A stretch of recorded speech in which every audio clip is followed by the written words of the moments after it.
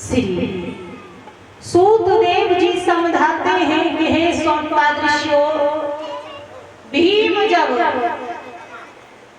नागलोक में पहुंचे हैं तो अहल्दे ने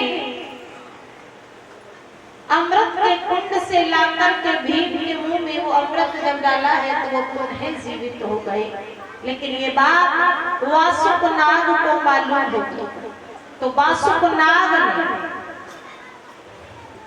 भीम को चारों तरफ से घेर लिया। तो देखते ही देखते और भीम ने सबको परास्त कर दिया। तो वासुक नाग कहने लगे कि ठहर जाओ, हम अपनी बेटी का विवाह आपके साथ करने को तैयार हैं। अहल्दे का विवाह हुआ।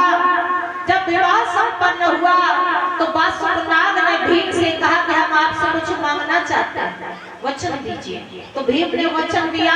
तो वासुक नाग कहने लगे कि आप हमारी बेटी को लेकर के कभी भी हस्तिनापुर नहीं जाए, क्योंकि ये नागलोक की बेटी है, यदि मनुष्य लोक में जाएगी तो बड़ी बात खराब हो जाएगी। तो भीम ने कहा ठीक है। तो कहते हैं कि 14 महीने तक भीम नागलोक में रुके, और जब उन्हें अपने माँ और भाइयों की याद आई तो रात्रि की समय अहल्दे को सोता हुआ छोड़ करके वो वापस हस्तिनापुर में आ गया। सारा हाल कह सुनाया तो धर्मराज कहने लगे कि तुम अहल्दे को लेकर के क्यों नहीं आए? तो कहा कि हमने वचन दिया है। तो कहा कोई बात नहीं, वचन आपने दिया है, हम अर्जुन को भेज करके अहल्दे को बुलवा ही लेंगे। अर्जुन को भेजा तो अर्जुन ने उसी मार्ग से प्रवेश किया जिस मार्ग पर बैठी बैठी अहल्दे रो रही थी। तो अर्जुन ने पूछा आप कौन है? अहल्दे ने अपना परिचय दिया। अर्जुन ने कहा कि भाभी मैं भीम का छोटा भाई अर्जुन हूँ और आपको लेने के लिए आया हूँ। तो कहा फिर जल्दी ले चलो। कहा ऐसे नहीं, जब तक आपके पिता सम्मान सहित और आपकी विदाई नहीं करेंगे तब तक हम आपको नहीं ले जाएंगे। और इतना कह करके अर्जुन वासुक नाग की सभा में पहुंचे तो कहते हैं सभी नाग अर्जुन के ऊपर टूट पड़े। तो देखते ही देखते अर्जुन ने सबको परास्त कर दिया। लेकिन किसी ने अहल्दे से जाकर के झूठ कह दिया कि तुम्हारे पिता वासुक नाग ने तुम्हारे देवर अर्जुन को मार दिया। अहल्दे रोने लगी कि अब मैं वापस ससुराल जाऊंगी तो कौन सा मुंह लेकर के जाऊंगी। देखते ही देखते यहाँ तक रोई कि उनके प्राण निकल गए। इधर वासुक नाग और अर्जुन जब आए तो क्या देखा कि तब तक अहल्दे खत्म हो चुकी थी। तो अर्जुन कहने लगे कि मैं बिना भाभी के वापस कैसे जाऊंगा। तो वासुक नाग के जो छोटे भाई थे जिनका नाम था यसूत कहने लगे आप चिंता न करो, हम अपनी बिटिया उलूखी का विवाह तुम्हारे साथ करेंगे। तब उलूखी का विवाह अर्जुन के साथ किया और उलूखी की डोली को लेकर के वो हस्तिनापुर में पधारे। इधर दुर्योधन ने पांडवों को फिर से जीवित देखा, भीम को फिर से जीवित देखा। तो मामा शकुनी से कहा तो ये तो फिर से जीवित हो गए, अब क्या करें?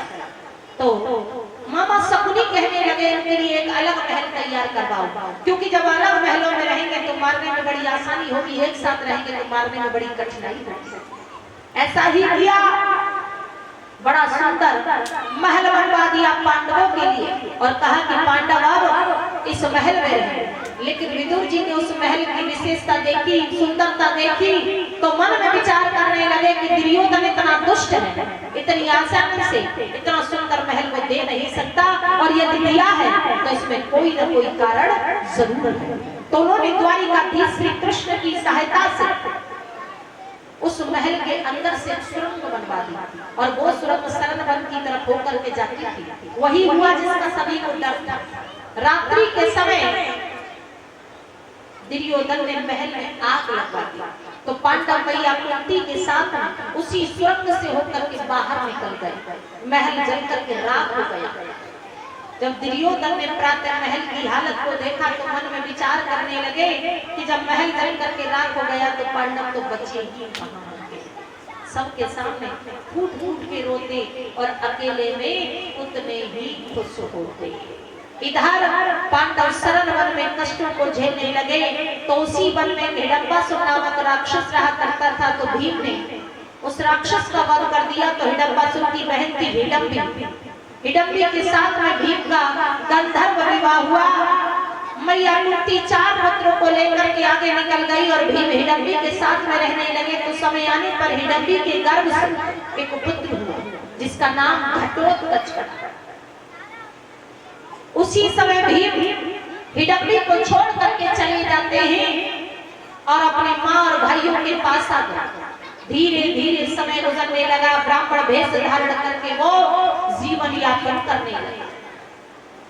इधर उन्हीं दिनों पांचाल नरेश महाराज द्रुपद की बिटिया द्रौपदी जी के स्वयंवर की तैयारी हुई। उस स्वयंवर में अनेक देश के राजाओं को निमंत्रण भेजा गया। अनेक देश के राजा एकत्रित हुए। उसमें ये पांडव भी ब्राह्मण भेष धारण करके पधारे। कृपाचार्य जी, द्रोणाचार्य जी, भीष्म पितामह कर्ण सभी पधारे और उसमें ये पांडव ब्राह्मण भेष धारण करके पधारे। द्वारिकाधीश भी पधारे। तो कोई भी वो शर्त पूरी नहीं कर पाए। शर्त थी कि जो कोई भी चक्र में घूमती हुई मछली की वाई आंखों को वेद देगा, द्रौपदी जी उसी के गले में वरमाला पहना। भीष्म पितामह उठे तो भीष्म के सामने शिखंडी पड़ गए। तो ये बात याद आ गई, जब हमें विवाह करना ही नहीं है तो हम शर्त पूरी क्यों करें। मौन हो गए और चुपचाप बैठे। अब कर्ण उठे तो लोग कर्ण की जय जयकार करने लगे। तो कर्ण की जय जयकार सुन करके और उसी सभा में की योद्धा कहने लगे कि हम मानते हैं कि कर्ण महान योद्धा है, लेकिन क्या किसी को पता है कि इनका कौन सा कुल है, कौन सा गोत्र है।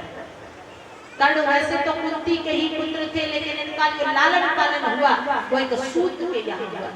इस कारण से वो मौन रहे, कुछ कह न पाए, चुपचाप बैठे। अब सभा में शांति छा गई। अब जब सभा में शांति छा गई तो भगवान श्याम सुंदर ने अर्जुन को देखा जो ब्राह्मण भेष में विराजमान थे। इशारा किया कि अर्जुन अब आप उठो, ये शर्त पूरी करो। आज्ञा को पाते ही अर्जुन उठे और देखते ही देखते मछली की वाई आंख को भेज दिया। तो द्रौपदी जी ने उनके गले में वरमाला पहना दी। लेकिन ये बात महाराज द्रुपद को अच्छी नहीं लगी कि क्षत्रियों के होते हुए हमारी बेटी ब्राह्मण कुल में जाए। उनका मन खिन्न हो गया। उन्हें ये बात बिल्कुल भी अच्छी नहीं लगी। कुछ क्षत्रिय तो यहाँ तक कहने लगे कि जैसे ये द्रौपदी जी को लेकर के बाहर निकलेंगे और वैसे ही हम छीन लेंगे। भगवान श्याम सुंदर उनकी इस बात को भांप गए। वही हुआ जिसका डर था। जैसे ही बाहर निकले सभी क्षत्रिय एक साथ टूट पड़े। तो वहां पर भगवान श्याम सुंदर ने उनकी मदद की और सभी को परास्त करके वो द्रौपदी जी को लेकर के अपनी कुटिया पर पधारे। तो भीम ने बाहर से ही आवाज लगाई कि माँ देखो, आज हम दान में लेकर के क्या आए हैं। माँ ने बिना देखे ही कह दिया कि जो भी लाए हो वो आपस में पांचों भाई बांट लो। तो भीम अंदर गए और माँ को बाहर लाए और कहा माँ देखो तो सही कि लाए क्या। तो क्या देखा कि द्रौपदी जी खड़ी खड़ी। तो कहा कोई बात नहीं, आज से ये तुम पांचों की पत्नी है। उसी दिन से द्रौपदी जी पांचाली कहलाने लगी। इधर भगवान श्याम सुंदर ने महाराज द्रुपद को बताया कि आपकी बेटी का विवाह ब्राह्मण कुल में नहीं बल्कि क्षत्रिय कुल में हुआ। सारा हाल कह सुनाया। तो महाराज द्रुपद द्रौपदी जी को लेकर के वापस पधारे और उसके बाद बहुत सा धन दहेज में देकर के 10,000 दास और दासियां दहेज में दिए और बड़े सुंदर ढंग से फिर द्रौपदी जी की विदाई हुई और सभी हस्तिनापुर में पधारे। जैसे ही दुर्योधन ने पांडवों को जीवित देखा, पैरों तले जमीन खिसक गई। मामा शकुनी की तरफ देखा और इशारा किया कि मामा जब महल जल करके राख हो गया तो ये बच कैसे? आगे कुछ विचार करते थे, तब तक द्वारिकाधीश श्री कृष्ण कहने लगे कि क्या विचार कर रहे हो? अब तो पांडवों का पूरा परिवार बन चुका है, अब ऐसा करो कि उन्हें उनका आधा राज्य वापस करो। तो दुर्योधन ने कहा कि आधा राज्य तो नहीं दे सकते, हम उन्हें खंडव वन दे सकते। तो प्रभु ने कहा लड़ाई झगड़े से अच्छा है कि आप खंडव वन को ही स्वीकार कर। और प्रभु के कहे अनुसार पांडवों ने खंडव वन को स्वीकार कर लिया। विश्वकर्मा के द्वारा उन्होंने उस वन को समतल करवाया, वहां पर बहुत सुंदर महल का निर्माण करवाया जिसका नाम इंद्रप्रस्थ रखा गया। उस महल की सभा की एक विशेषता थी कि जहां जल होता था वहां थल नजर आता था, जहां थल होता था वहां जल नजर आता था। तो पांडवों ने विचार किया कि सब कुछ सही हो ही गया है तो क्यों न कोई धार्मिक कार्य किया जाए। और ऐसा विचार करके उन्होंने यज्ञ करने का विचार किया। तो उनके मन में एक विचार आया कि यज्ञ तो होने ही जा रहा है तो क्यों न हम अपने परिवार को भी बुला लें। और सभी को बुलाने के लिए हस्तिनापुर पहुंचे और बड़े सम्मान से धृतराष्ट्र जी, गांधारी जी, दुर्योधन के सभी भाइयों को लेकर के वो पधारे। तो दुर्योधन को उन महलों की विशेषता के बारे में मालूम नहीं था। तो जहां जल होता था वहां वो भीग जाते थे और जहां थल होता था वहां वो उछल जाते थे। तो द्रौपदी जी यहाँ अपनी खिड़की से देखते थे, उनसे रुका नहीं गया और हंसते हंसते उन्होंने कह दिया कि अंधों के तो अंधे ही होते हैं। ये बात दुर्योधन ने सुन ली। जब दुर्योधन ने ये बात सुन ली, क्रोध में भर करके उन्होंने कहा कि द्रौपदी वो समय जरूर आएगा कि तब हम तुम्हें बताएंगे कि अंधों के अंधे ही होते हैं। और फिर वो यज्ञ में सम्मिलित नहीं हुए और उन्हीं पैरों वापस लौट गए और दिन प्रतिदिन क्रोध की ज्वाला में वो जलने लगे। मामा शकुनी से सलाह मिलाने लगे तो मामा शकुनी ने कहा एक ही उपाय है बदला लेने का, वो है कपट का जुआ। और जब हम कपट का जुआ खेलेंगे तो पांडवों को हम हरा ही देंगे। बड़े सम्मान के साथ समय आने पर दुर्योधन पांडवों को, मैया कुंती को, द्रौपदी जी को सम्मान सहित बुलवाया। उस सम्मान के पीछे जो कपट छिपा हुआ था वो चाल समझ नहीं पाएगा। वही हुआ, कपट का जुआ हुआ तो धर्मराज युधिष्ठिर अपना सब कुछ हार गए उस जुआ। अंत में द्रौपदी जी को दांव पर लगाया तो उन्हें भी हार गए।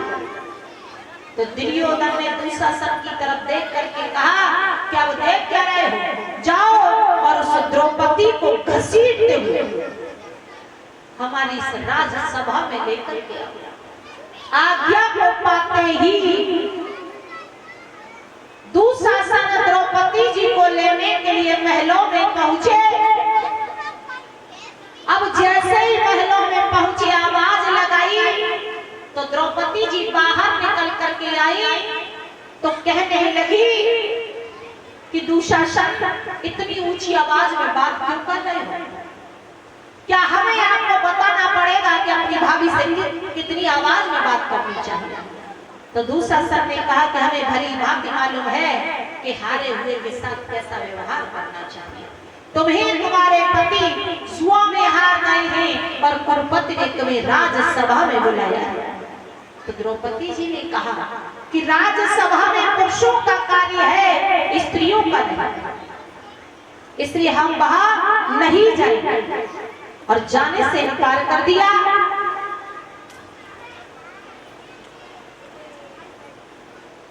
जब जाने से इनकार कर दिया तो दुशासन ने द्रौपदी जी के केशों को पकड़ लिया और घसीटते हुए उस राजसभा में लेकर के आए जहां पर सभी सभासद विराजमान हैं।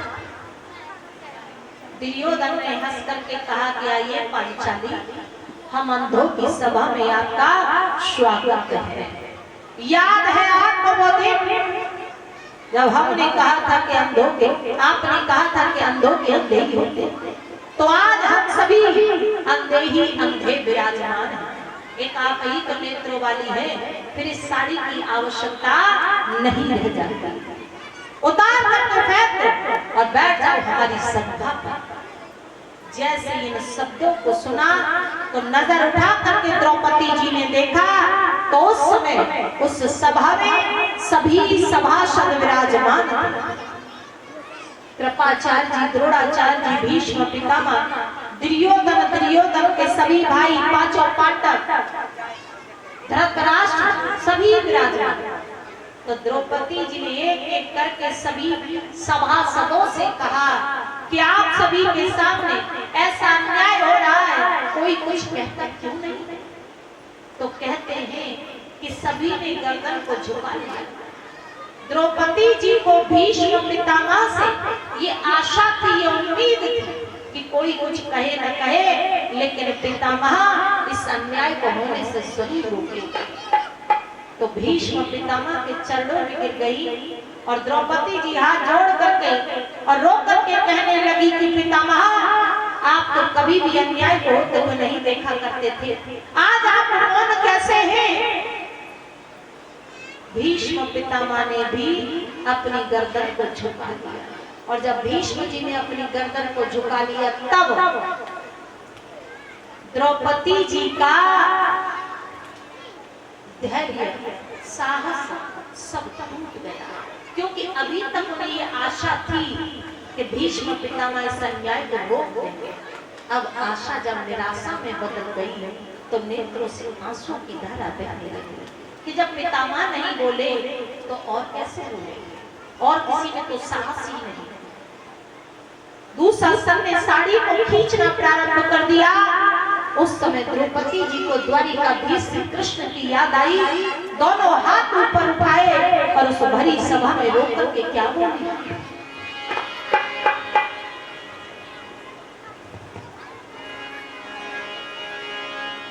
खींचे तन से साड़ी,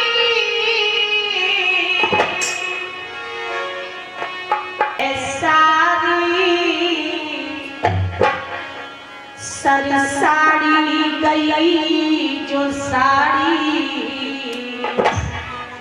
गई लो लाज साड़ी, साड़ी गई जो साड़ी गई लो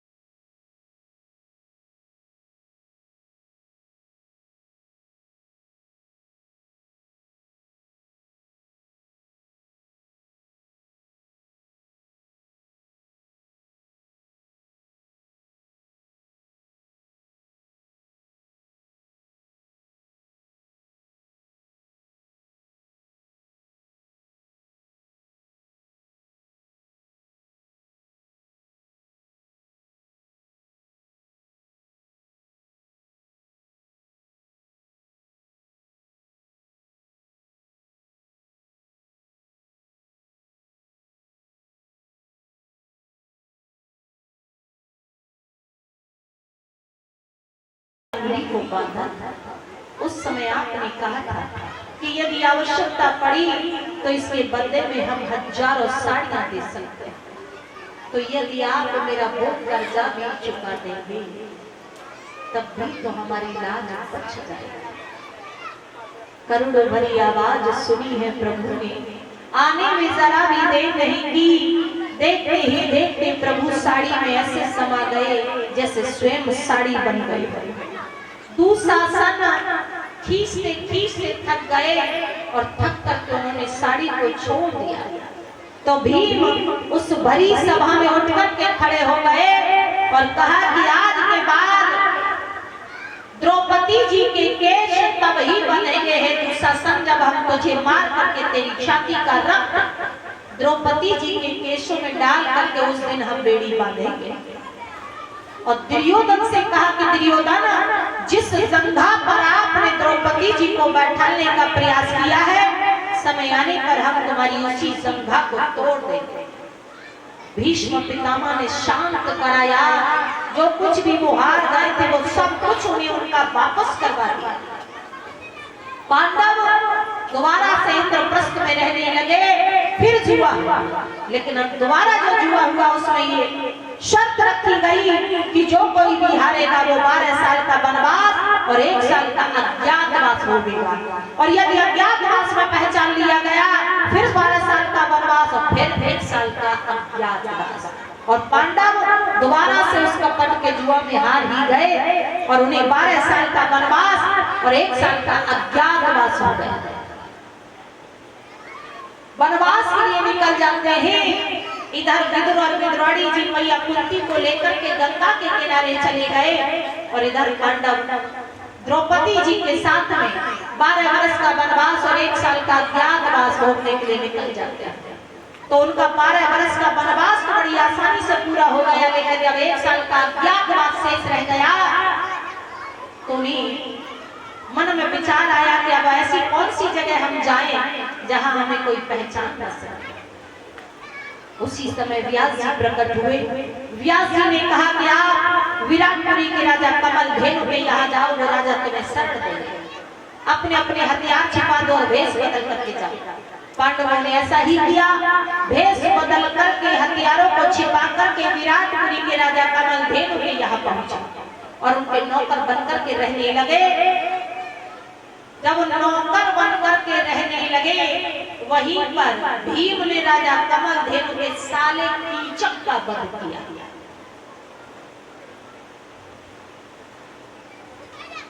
पांडव राज घराने के रहने वाले और नौकर बनकर के रहे तो इतनी बड़ी बात कि नौकर बन के रहे, लेकिन कभी राजा कमल धेनु ने जान नहीं पाया कि ये राज घराने से है। आज का साधारण मनुष्य जरा सी बात हो जाए तो तुरंत बता देगा कि तुम हमें जानते हो, और जब तक बैठेगा तब तक अपनी ही गाथा गाएगा कि हम कौन हैं। लेकिन उन्हें देखिए कि नौकर बनकर के रहे परंतु किसी ने जान ही नहीं पाया कि ये किसी राजघराने से है। अज्ञातवास में जब कुछ ही दिन शेष रह गए तो इधर कौरव ढूंढने के लिए चले। तो चलते चलते राजा कमल धेनु की राज्य की सीमा में पहुंचे। जब राज्य की सीमा में पहुंचे तो वहां पर राजा कमल धेनु के पुत्र उत्तर के साथ में युद्ध होने लगा। उत्तर घबरा गए और वो युद्ध क्षेत्र का मैदान छोड़ करके भागने लगे। तो अर्जुन ने उन्हें पकड़ लिया और कहा कि योद्धा को इस तरह से युद्ध क्षेत्र का मैदान छोड़ करके भागना नहीं चाहिए, भले से उसकी मृत्यु क्यों न हो जाए। और अर्जुन मिलकर के युद्ध करवाने लगे और इस तरह से अज्ञातवास में जो दिन शेष रह गए थे डरते झगड़ते उन्होंने वो भी पूरे कर लिए। अब जैसे ही अज्ञातवास पूरा हुआ अर्जुन ने अपना धनुष उठाया और जैसे ही उसमें टंकार लगाई इतनी तेज आवाज हुई, उस आवाज को सुनकर के सभी कौरव कांप गए। दौड़ करके हस्तिनापुर में आ गए और उन्होंने कहा कि हमने पांडवों को अज्ञातवास में पहचान लिया। तो भीष्म पितामह मुस्कुराए और कहा कि अज्ञातवास तो पूरा हो गया है, शायद है कि आप गिनती करना भूल गए। और ये भी अच्छा रहा कि तुम दौड़ करके चले आए, अन्यथा आज अर्जुन किसी को भी जीवित नहीं छोड़ते। इधर पांडवों ने द्वारिकाधीश श्री कृष्ण को बुलवाया और कहा कि आप हमारी तरफ से दुर्योधन के पास जाइए और उनसे कहिए कि वो हमें हमारा आधा राज्य वापस कर दे। तो भगवान श्याम सुंदर दूत बन करके चले। तो द्रौपदी जी ने प्रभु का पीतांबर पकड़ लिया और कहा कि द्वारिकाधीश आप जा रहे हो, यदि दुर्योधन आसानी से मान गया और उसने आधा राज्य वापस कर दिया तो क्या मेरे केस खुले ही रह जाएंगे? तो यहाँ प्रभु मुस्कुराए और कहा कि ऐसे समय में भी आपको अपने केसों की पड़ी। दुर्योधन बहुत दुष्ट है, इतनी आसानी से मानने वाला नहीं है, फिर भी हम प्रयास करना चाहते हैं। तो कहते हैं कि द्वारिकाधीश दूत बन करके गए, लेकिन दुर्योधन ने उनकी बात को नहीं माना और उन्होंने कह दिया कि ऐसे तो हम सुई के नोक के बराबर भी पांडवों को जगह नहीं देंगे। अब तो महाभारत होकर ही रहेगा, या तो कौरव ही रहेंगे या फिर पांडव ही रहेंगे। तो भगवान श्याम सुंदर विदुर और विदुराणी जी से भेंट करने के पश्चात रूखा साथ रह करके वापस लौट आए। इधर दोनों तरफ सेनाओं की तैयारियां होना प्रारंभ हो गई। तो मामा सकली कहने लगे कि युद्ध तो होने ही जा रहा है, तो क्यों ना थोड़ी सी मदद आप द्वारिकाधीश श्री कृष्ण से भी ले। जब ये कहा तो दुर्योधन चले और इधर धर्मराज जी ने अर्जुन से कहा कि तुम जाओ और इस युद्ध में द्वारिकाधीश श्री कृष्ण को बुला करके लाओ। तो इधर दुर्योधन चले और इधर अर्जुन। तो सबसे पहले दुर्योधन पहुंचे। जब द्वारिका नगरी में दुर्योधन पहुंचे तो उस समय द्वारिकाधीश श्री कृष्ण अपने शयन कक्ष में विश्राम कर रहे थे। तो दुर्योधन ने प्रभु को जगाना उचित नहीं समझा और वो प्रभु के सर की तरफ बैठ गए। क्या सोच करके बैठे कि यदि ये द्वारिका के राजा है तो हस्तिनापुर का राजा तो मैं भी हूँ, मैं क्यों चरणों की तरफ बैठा? और ऐसा विचार करके वो सर की तरफ बैठ गए। अब पहुंचे अर्जुन प्रभु के चरणों में विराजमान हो गए। तो ये बात तो स्वाभाविक है, जब भी कोई नींद से जागता है तो सबसे पहले उसकी नजर चरणों पर जाती है। तो जैसे ही प्रभु ने नेत्र खोले तो उनकी नजर चरणों पर गई जहां पर अर्जुन विराजमान था। तो प्रभु ने कहा, कहो अर्जुन कैसे आए? तब तक दुर्योधन कहने लगे, आए तो हम भी, लेकिन आपने हमसे कुछ पूछा ही नहीं। प्रभु ने कहा, कैसे पूछते, आप पर हमारी नजर ही नहीं थे, आप हमारे सर की तरफ जो बैठे हो। लेकिन कोई बात नहीं, हम अर्जुन से बाद में पूछेंगे, आप बताओ कैसे आए? तो कहा कि महाभारत के युद्ध में हम आपसे कुछ मांगने आए हैं। कि कहिए कि मदद मांगने आए।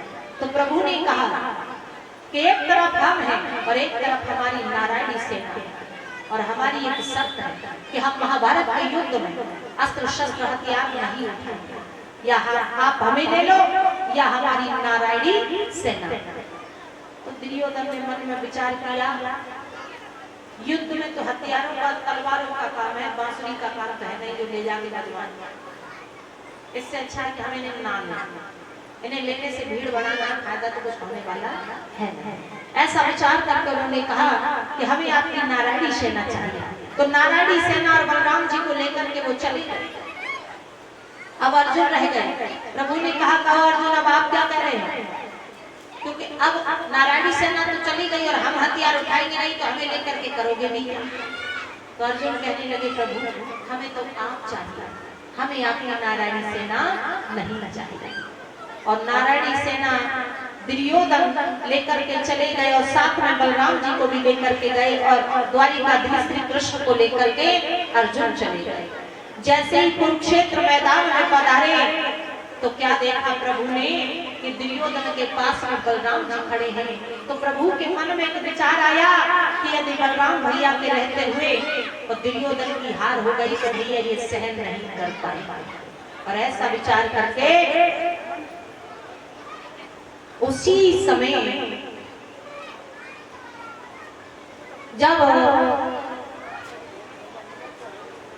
द्वारिकाधीश ने विचार किया और उन्होंने दुर्योधन से कहा कि युद्ध से पहले हम अपने बलराम भैया से कोई जरूरी बात करना चाहते हैं, तुम्हारी इच्छा हो तो। कहा ठीक है कर लीजिए। तो द्वारिकाधीश श्री कृष्ण बलराम जी को थोड़ा दूर ले गए। बलराम जी का मुंह कर दिया द्वारिकाधीश दुर्योधन की तरफ और खुद का मुंह कर दिया पीछे की तरफ। दुर्योधन को दिखा दिखा के भगवान श्याम सुंदर के कान में खाली मुंह चलाने लगे, आवाज नहीं निकाली। अब बलराम जी अपना कान आगे बढ़ाते जा रहे हैं कि हो सके कन्हैया ज्यादा धीरे कह रहे हो, सुनाई न दे रही हो। सुनाई तो जब देती देर कुछ कहा होता, कुछ कहा ही नहीं। और थोड़ी देर बाद कहने लगे जाओ भैया हमने तुमसे बात कर ली।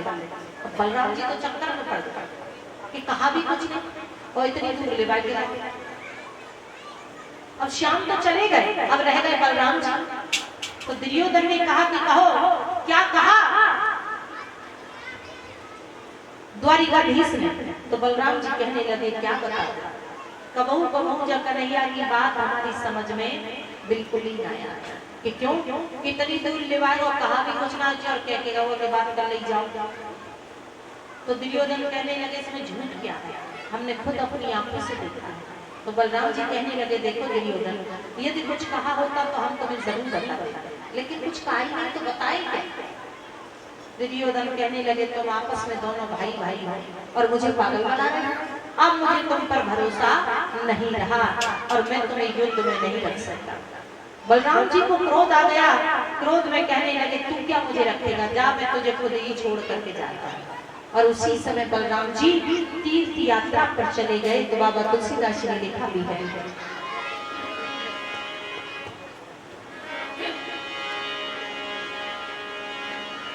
राम की ना चाहे सोई होई, राम की ना चाहे सोई होई, करया मिटाया सनहि कोई, जय जय राम जय श्री राम, जय जय राम जय श्री राम।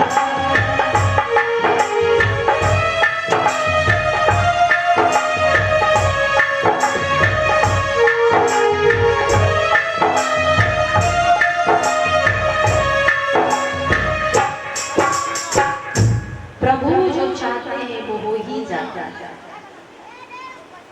उसके बाद अर्जुन जी को मोह जागृत हो गया तो प्रभु ने उन्हें गीता का ज्ञान दिया और वो युद्ध के लिए तैयार हो गए। युद्ध होना प्रारंभ हो गया तो तीसरे दिन के युद्ध में भीष्म पितामह ने द्वारिकाधीश के हाथों से हथियारों को उठवा लिया और उनकी प्रतिज्ञा तोड़वा। 10वें दिन के युद्ध में द्वारिकाधीश श्री कृष्ण ने शिखंडी को आगे कर दिया। तो शिखंडी को देखते ही भीष्म पितामह ने अपने हथियारों को फेंक दिया। तो प्रभु ने इशारा किया कि अब क्या देख रहे हैं, यही तो मौका है, छोड़ दो इसको।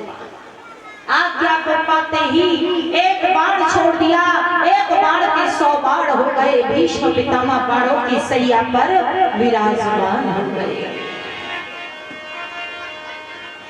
आरे कुरुक्षेत्र मैदान भीष्म सर सैया पर सोए।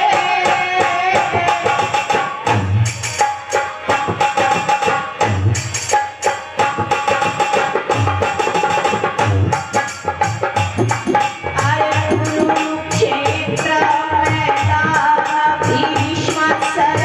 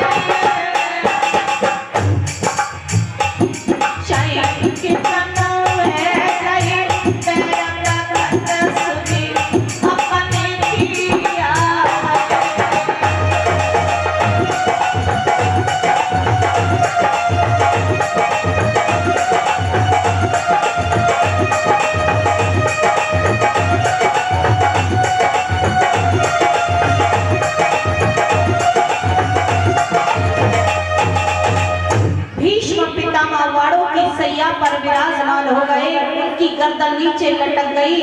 अर्जुन को इशारा किया तो 4 बाण उनकी गर्दन में मारे और वो गर्दन सही हो गई और उन्हें महाभारत का युद्ध सही ढंग से दिखाई देने लगा। इसी बीच द्रोणाचार्य जी को सेनापति घोषित किया। द्रोणाचार्य जी ने चक्रव्यूह की रचना करवा के अभिमन्यु को खत्म करवा दिया। इसी बीच भीम के हाथों दुशासन मारे गए और दुशासन के छाती का रक्त द्रौपदी जी के केशों में डालकर बेड़ी बांधी और अपनी प्रतिज्ञा को पूरा किया।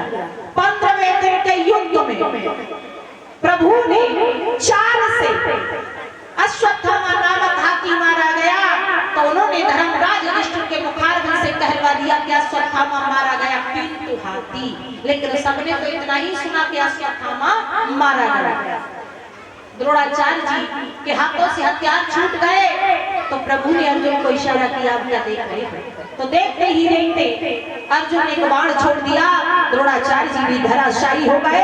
16वें दिन के युद्ध में दुर्योधन ने कर्ण को सेनापति घोषित किया और कहा कि हे कर्ण, हमारी सेना का सर्वनाश होता चला जा रहा है, उधर 5 पांडव जीवित हैं, ऐसा क्यों? तो कहा कि उधर कृष्ण जैसा सारथी है। तो कहा कि हम आपके साथ में मामा शल्य को किए देते हैं। यदि 5 पांडवों में कोई योद्धा है, बलिधारी है, तो वो है अर्जुन, और यदि अर्जुन मारा जाए तो बाकियों को मारना तो बड़ा आसान है। कर्ण कहने लगे, महाराज चिंता न करो, परशुराम जी के दिए हुए ऐसे बाण हैं, उन बाणों के प्रयोग से बड़ी आसानी से हम अर्जुन को मार सकते हैं। दुर्योधन प्रसन्न होकर के शिविर के लिए चले गए, लेकिन ये बात जब द्वारिकाधीश श्री कृष्ण को मालूम हुई, बड़े चिंतित हो गए। उसी समय कुंती के पास पहुंचे और कहा कि बुआ, आप हमारा एक कार्य करिए। कर्ण के पास परशुराम जी के दिए हुए ऐसे बाण है, उन बाणों से अर्जुन के प्राणों के लिए खतरा है, तो आप वो बाण दान में मांगना। प्रभु के कहे अनुसार कुंती कर्ण के शिविर में जा पहुंची। कर्ण ने कुंती को आता हुआ देखा, उठ करके आकर सरकार की चरणों का स्पर्श किया और कहा कि कहो मां। जबकि कुंती युद्ध के समय पधारी, शत्रु की मां है, लेकिन देखिए कर्ण ने उनके सम्मान में कोई कमी नहीं छोड़ी। ये होते हैं संस्कार। आज के समय में जरा सा झगड़ा हो जाए तो माताएं अपने बच्चों को सिखाती हैं कि इनसे राम राम भी मत करना और इनके पैर भी मत छूना, सही से पाप मत करना। लेकिन बड़े बड़े ही रहेंगे और छोटे छोटे ही रहेंगे। छोटे कभी बड़े नहीं बन सकते और बड़े कभी छोटे नहीं हो सकते। आप सम्मान करें या ना। तो आज कर्ण ने बड़ा आदर सत्कार किया, चरणों का स्पर्श किया और फिर कहा कि कहो मां कैसे पधारी? आप तो अर्जुन की मां। तो कुंती ने कहा कि अर्जुन की मां तो हूं ही, लेकिन मैं तुम्हारी मां हूं। कर्ण कहने लगे कैसे? तो सारा हाल कह सुनाया और कहा कि सूर्य देव की कृपा से आप हमारे गर्भ में आए, परंतु लोक लाज की वजह से हमने तुम्हें जन्म देते ही नदी में बहा दिया। ये शब्द सुनते ही कर्ण के आंखों से आंसुओं की धारा बहने लगी और रोकर के कहा कि मां, एक मां के लिए उसके संतान चाहे कैसी ही क्यों ना हो, लेकिन कोई भी मां अपने हाथों से अपने पुत्र को जन्म नहीं पा सकती। और रोकर के कर्ण त्याग रहे हैं।